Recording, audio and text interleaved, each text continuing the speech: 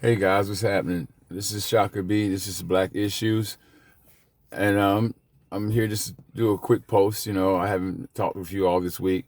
I just want to talk about a couple of things real quick because I'm at work again. Every time you hear me, I'm at work. I'm gonna do another post later on, but let's talk about real fast what's happening out here. I hope you guys see, you know, the propaganda that's going on. With these prosecutors around the country who are basically giving anybody black that even looks or say anything wrong to an Asian, they're giving them a hate crime charge, but yet people who are uh you know really doing things that are hate crimes, they're not getting charged for these hate crimes. So we need to really stay on these prosecutors around the country, the one in New York, up in Cleveland and Minnesota. We need to stay on these prosecutors, and over in LA, we need to stay on the prosecutors as well, because this is not all about the police. Sometimes it's a lot of times it has a lot to do with the whole system of it all, and you have to look at the prosecutors as well,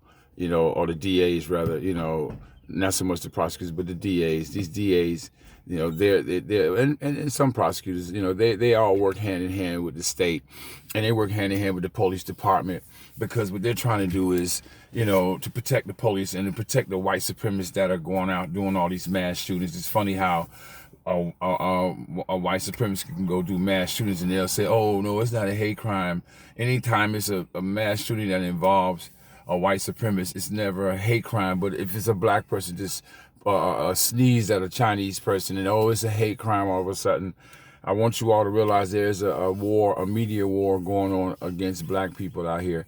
And we have to really be cognizant about what's going on. It doesn't matter if you're a foundational black American, but it's more particularly geared towards us, because they know their immigrant society knows their immigrant tethers. Society knows who are working for them. They know this. These people are documented. So if you're not an immigrant tether and you're just an immigrant and you're for black empowerment, then know that you're going to be a target of this whole media war and this whole DA and police fraternal war that's going against black people. So you got to be careful out here and watch how you move. It's not that you got to tiptoe them, and bow your head and don't look them in the eye, but you have to be careful and not put yourself into an entrapment. You know what I'm saying? Like Jada Pickett.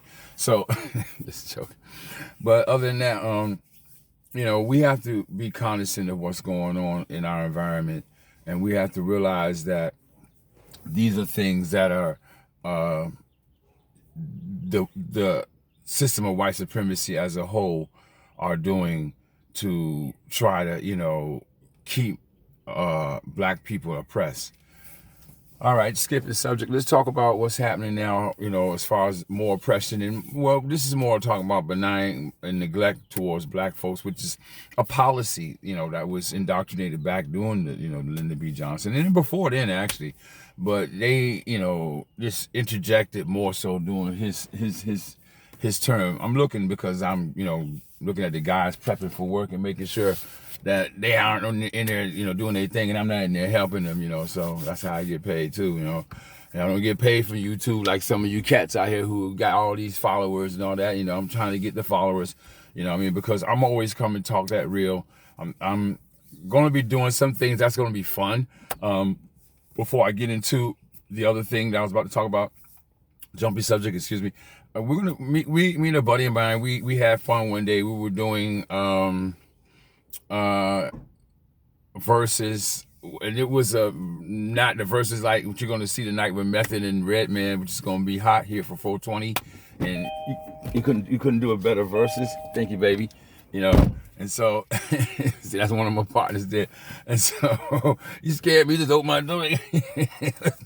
So anyway, so the verses we're doing is gonna be called Bluetooth. We're gonna call it Bluetooth Hood Verses.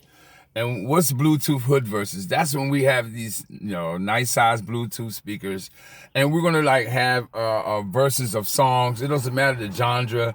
and of music that you play. It could be rock. It just gotta be a hot song. You know what I mean? It just gotta be hot. I don't care what kind of song you drop. We're gonna be on some sway type.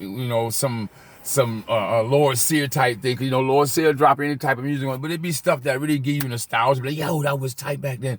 And so we're gonna do a versus every once a month. I think it's great to come up for the month end. I think we're gonna probably do it this weekend. We should do it later on today, but I don't know. He's off today. I got to catch him on days he's off.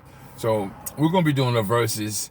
It's gonna be called Bluetooth Hood Versus, where we battle 10 songs a piece, no matter the genre. He's one for one, 10 songs, and you guys vote on who's got the hottest 10 songs or who won the verses. And we invite anybody out there who wants to come and battle us. You got your 10 songs. You think you beat one of us, or you want to challenge both of us, or you want to challenge one of us, or the winner of that, or as we go on, we'll invite you to come on live that month and do the verses with us. So we're gonna have us a bit of fun too. It's not all seriousness, but for the most part, family, it is. As far as us, keeping our focus and staying on code, because we have to. Because when we don't, you see Biden and them do little slick stuff like, give up $31 billion quietly with no type of study for the study to see if you need to be studied, for the study to be studied. That way you can be able to get the money. You know what I'm saying? And then they're going to study again before they even talk about doing that. So, there's none of that going on when they give up $31 billion to the Latino community, undocumented immigrants, and to the Native American, and which we know these are number $5 Indians. You know what I mean? And so, it's sad that, these people who don't even ask for the money. You have organizations that lobby for this and lobby for that. But, I'm sure undocumented immigrants who are Latino, they know they were going to get $31 billion. And then on top of that, you got your boy, up there in New York, giving up money. So we got to watch little slick shit like that, because they do stuff. They do stuff like that to us. And we sit back dormant. I don't see where all the command me leaders at now, all the skiwees, where you skiwees and your pankies, where y'all at now? I don't see y'all. I don't hear from y'all. Where are all the black leaders? Hey, where's Puff Daddy? Where's Charlemagne? Where's Charlemagne, the fraud? You know what I mean? I don't see Charlemagne the fraud. I don't see, Puff Cheetos Daddy. I don't see these cats. They claim they got these politicians' ears like Biden and all that, but you're not in their ear, telling them about, our tangibles and our reparations, which consist of money, unlike what that Nina chick said, tangibles consist of money. You see, they just gave $31 billion. Everybody seems to get money, but when it comes to black people, it's not all about money. And you have all these bootlicks like, James Clyburn, and all these, John Lewis-ites, who I got my bloodshed and Selma type, and ain't did nothing for black people the whole tenure of your career. We have all this type of thing going on, and we need to really get it, more, in code with each other, to not let these things to keep infiltrating and keep dividing and separating us and keeping us from staying on our focus of our tangibles. Because when we have these John Lewisites and we have these Kamami-ites out here, basically Cop-Malians, who don't mind seeing black people being set up for another fall, like brother Professor Black Truth told you, they were setting up to make another crime bill to lock black people up. Okay, they got it now. They're using the Asians, and every time you even look at them and sneezing at them, or looking at them too wrong, then this is a hate crime, but yet black people are getting shot down the streets with impunity, and there's no hate crimes. Where if anything, we should be, like I say once again, put under the federal protection like a bald eagle or any other endangered species, because that's what they're trying to, make us become an endangered species, particularly the Black Foundation of America. So, like I said, I'm not going to stay long. I see my cats, they still kind of milling around the house. They haven't really, I guess, got themselves together yet, so I can chat with you a little longer. As you would chat with me, I'm a real life guy. I'm a blue collar guy. You know what I mean? I am a contractor. You know, we build houses. We do waterproofing. We do landscaping. We do anything it is that'll make an innocent, I mean, make an honest dollar and a good scale pay dollar. You know, notice I say good scale pay dollar. You know what I mean? So, you know, I have a country called, I wish I did have a country. I have a company called, if I had a country, it wouldn't be going on like this. I'd kind of model it like how my boy Momar did, who they killed. You know what I mean? Share the wealth with the people. But see, they don't want that, you know. But anyway, I have a company called Contractors Concierge. You know, we're a contracting company. I work alongside with other contracting companies that are bigger, you know what I mean? I do have a mother contracting father, I don't want to call it mother because it's a brother and a relative that owns it. I have a father contracting company that's, you know, over me, that keep me and mine floating when it's slow for me and the seasons is down, because he's, you know, a little more popular than me and has his thing been going on a little longer. So, you know, I'm a blue collar guy. Yeah, when y'all see Chaka Ben Judah, you all are talking to a Rasta that ain't sitting around smoking weed and selling weed, like, you know what I mean? And he's out here working, you know what I mean? So you talking to a Foundation Black American Rastafarian who's a blue collar brother and out here trying to make it, you know? Oh yeah, if any of y'all like me, you want to throw a brother some pennies, because I take all my pennies and put towards my company. You can throw a brother some pennies towards my Cash App, which is $ Chaka Ben, and you'll see my name come up. You know, you'll see my face. You know, saying this face is unique. You know, so you'll know who the face is when you see it. So you know what I mean. So if you want to, you know, throw us a few shillings here and there, you know, you can go to, you know, $ Chaka Ben Judah. It'll actually be Chaka Ben, you know, $ Chaka Ben on the Cash App. Other than that, you know, back to what I was saying, you know, that $31 billion that's being given to them, this is money that's going to people who are undocumented. Now, I want you all to realize something. This is your money, people who in America, who's like me, who's born and raised here, you know what I mean? And we work hard, we pay taxes, you know what I'm saying? This is your money. But yet, they didn't have to have no study. They didn't have to have any bills passed. They didn't have to have anything.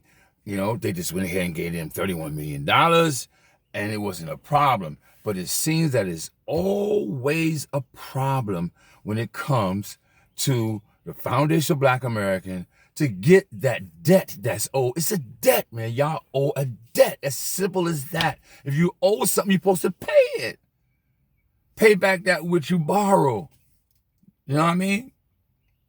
Don't be using usury. You know, all you so-called Christians and, like, you know, that Karen who got her butt locked up yelling she was a Christian and, oh, I know my common all rights, you know, basically saying I'm white and I say so, and got her behind locked up with the police. You folks keep on going on, which brings me to another subject. And this is the one that's going to take me to the last little bit of my 3 minutes. This is to my white people. Look here, white people. Let me tell y'all something. First of all, it's hard for black people to trust a lot of you all as it is. Especially the ones of you all who we haven't grown up to know or been around and got to know a little bit. Because even behind closed doors, everybody has their own character traits and what their philosophy and thoughts is, unlike what you will expose in front of your friends. So I tell my white brothers and sisters this: look, man, y'all stop letting society soup y'all up on this bullshit. Like every black person out here is going to be submissive and allow you all to accost us. Some of us out here is some goddamn fools and waiting for you. Remember Cedric was telling you about that fool out there, that black, say, that's why you don't see too many black hockey players, but you do now. And, you know, and you don't see nobody messing with him. You know, Cedric said that black hockey player, he'd be out there, won't even have a hockey stick with one skate, just skating around, just looking for somebody to fight, You know, when you got cats out here that's like that, you know what I mean? So y'all better stop it. And then not only that, look, we are being stressed out by this wicked ass racist society. You white supremacists have stressed us totally out to the point that we're on edge. We don't know if we're going to go home that night because some race soldier with a badge want to kill us. You all want to come and give us this white, and I say so, want to poke and be all in our face, like this with your fingers.